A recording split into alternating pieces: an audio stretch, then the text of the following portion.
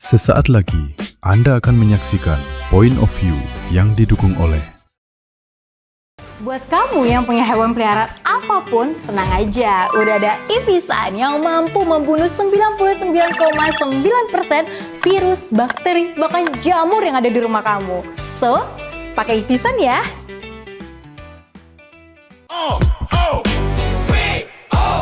Bukan sensasi, bangun diskusi, data bicara, bukan asumsi. Pariwisata, bangkit bisnis maju, investasi melaju, lintas generasi, lintas persepsi. POV, sudut pandang kita. Halo, apa kabar sahabat Eljon? Selamat datang di Point of View, POV, sudut pandang kita. POV, sudut pandang kita. didukung oleh Gaji baru masuk, tapi dompet sudah terasa kembali kosong. Fenomena ini menjadi realita yang banyak dialami sama generasi muda saat ini di tengah gaya hidup yang semakin cepat, tren media sosial, dan tekanan untuk selalu terlihat up to date. Lalu apa yang sebetulnya membuat Gen Z ini susah banget untuk nabung dan sering kejebak sama gaya hidup konsumtif? Point of View kali ini kita akan membahas gaji yang cuma numpang lewat saat Gen Z terjebak frugal living. Sebelumnya kita saksikan terlebih dahulu tayangan yang satu ini.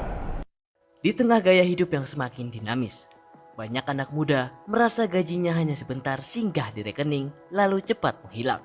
Bukan hanya untuk kebutuhan pokok, tetapi juga untuk gaya hidup, healing, hingga keinginan mengikuti tren yang terus berubah di media sosial. Fenomena ini menjadi gambaran kehidupan Gen Z saat ini, di mana self-reward, nongkrong, dan FOMO seringkali menjadi bagian dari keseharian.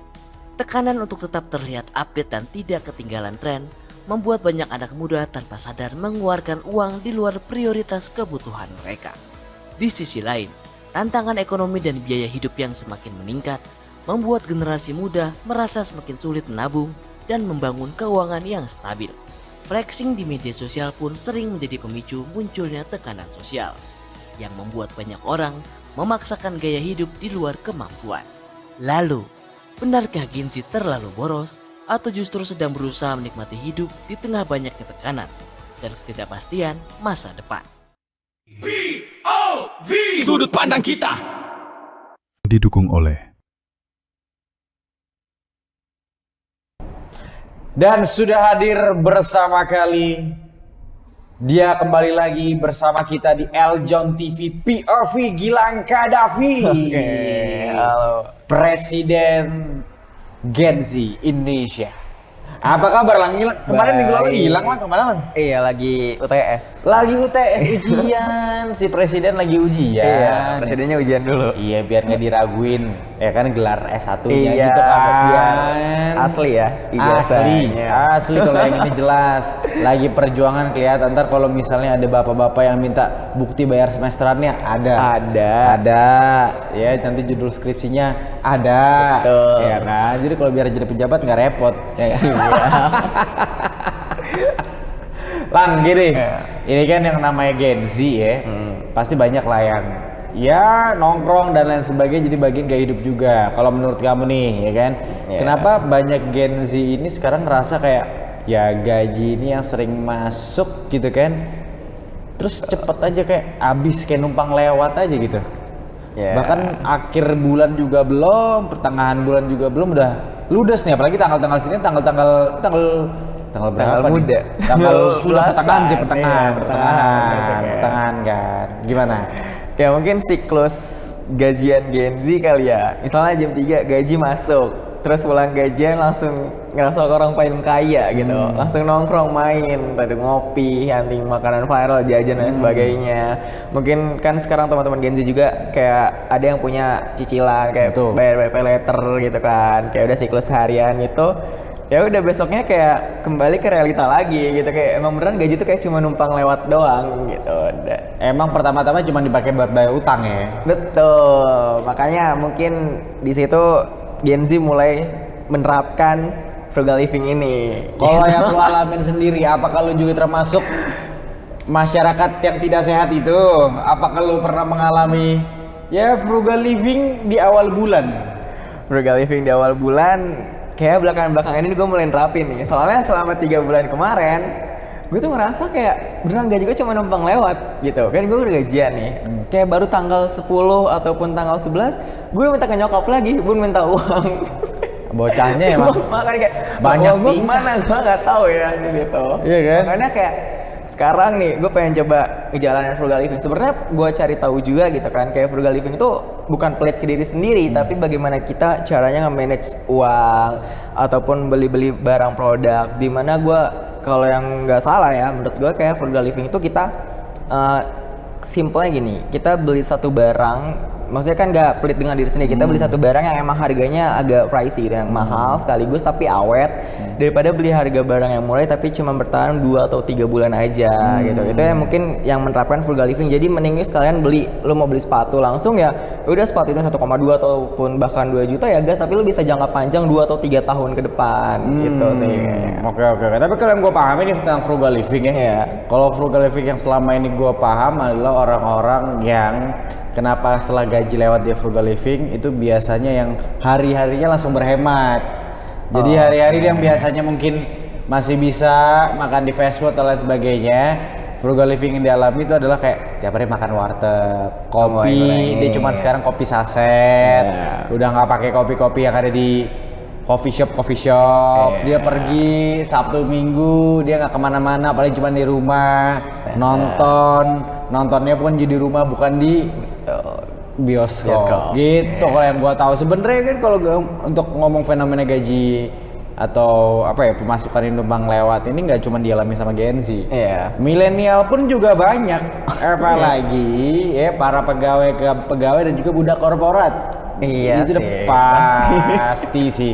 Makanya kalau lu perhatiin setiap tanggal muda nih, setiap tanggal muda atau mungkin akhir bulan kan biasanya ada yang gajian tuh 25 ya. Iya 25. Mall itu penuh full ya kan, mau bar, lounge atau mungkin kayak lo pergi ke tempat makan yang dimana kayak Bogor, Bandung dan lain sebagainya, itu pasti bakal rame. Walaupun tempat-tempat hiburan di weekend akan rame, tapi rame akan beda di awal bulan. Itu penuh.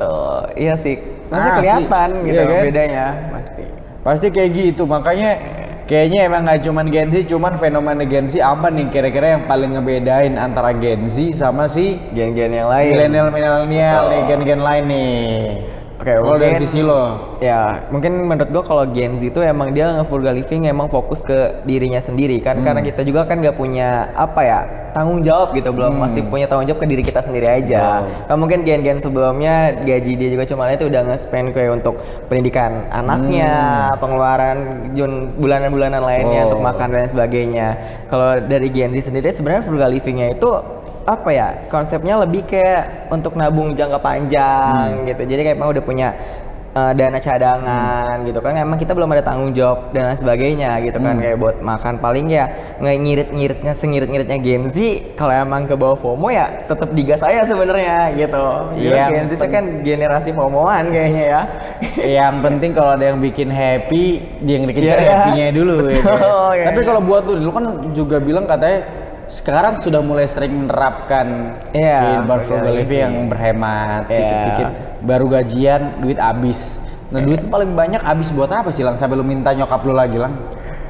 Apa ya, sebenarnya kalau dulu tuh duit gua habis make, dulu kan suka belanja main, gue tuh main kayak langsung ngejak kayak main ke puncak, Bogor, pantai, terus kayak sedikit-sedikit sisa uangnya langsung gue beliin barang gitu kan. Karena kan awal-awal kayak gue kerja nih, gue pengen nih kayak gue punya barang yang emang hasil dari diri gue sendiri gitu kan, hasil kerja gue gitu kan. Ya udah gue beli yang hal-hal simpelnya, kayak gue beli baju, kayak sisanya gue buat main, buat jajan dan sebagainya. Itu nggak kerasa kayak tiba-tiba kayak jir kemana gitu kan uang kemarin aja, baru seminggu gajian kayak udah habis lagi minta. Dan sekarang nih bulan ini kayak gue pengen coba nerapin kayak bisa nggak ya gue dengan uang segini bisa bertahan buat diri gue sendiri selama sebulan ke depan gitu kan. Kayak gue bulan ini itu kayak gue nggak belanja barang sebenarnya. Kayak udah gue cukup-cukupin aja, gue langsung gue nggak naruh di uang satu tempat gitu kan, kayak langsung gue store kayak ke bibit gitu kan, ke reksadana, kayak gue bagi misalnya berapa 1 juta, terus sisanya di rekening untuk jajan dan sebagainya. Itu gue juga udah mulai hitung-hitungan sekarang, kayak gue ngitung uang transport gue PP berapa sih sama parkir, oh segini nih sebulan bisa nggak ya, itu coba gue terapin juga sekarang, kayak langsung top up di GoPay gitu kan. Biasanya gue top up di situ, naruh segitu kayak cukup nggak nih buat gue sebulan ke depan gitu. Jadi kayak masih ada sisa-sisa uang, kayak oh gini ya punya uang rasanya. Jadi di awal udah langsung lo budgeting. Betul. Lo pos-posin tuh kan, Iya. gimana aja tuh, yang investasi yang kemana. Nah kalau gue sih sebenarnya gue juga tuh. Gue sebenarnya dibilang budgetin banget, gue nggak terlalu budgetin. Tapi biasanya di awal gue lebih, karena gue pekerjaan gue kan bukan sistem yang gajian ya. Gajian yang kayak lo kan gajian nih, tiap bulan tuh mostly tanggal segitu. Sedangkan kalau gue kan beda nih, kehidupan sebagai talent tuh beda banget. Pembayaran dan lain sebagainya itu di setiap tempat lo kerja tuh beda. Ada yang cepet, ada yang molor, ada yang gini lah pokoknya kan. Jadi kalau gue nggak bisa tuh yang biasanya kayak orang-orang di awal jar langsung jebret. Kalau gue nggak, gue langsung begitu gue ada duit itu ibaratnya gue harus masukin ke pos gue yang nih duit operasional dulu nih. Gue masukin duit operasional. Gue lihat dulu berapa yang sekiranya gue bisa pakai buat, misalnya kayak kita kan beli baju tuh investasi juga kan. Beli baju berapa buat nongkrong tuh masuk operasional nih, udah gue budgetin tuh.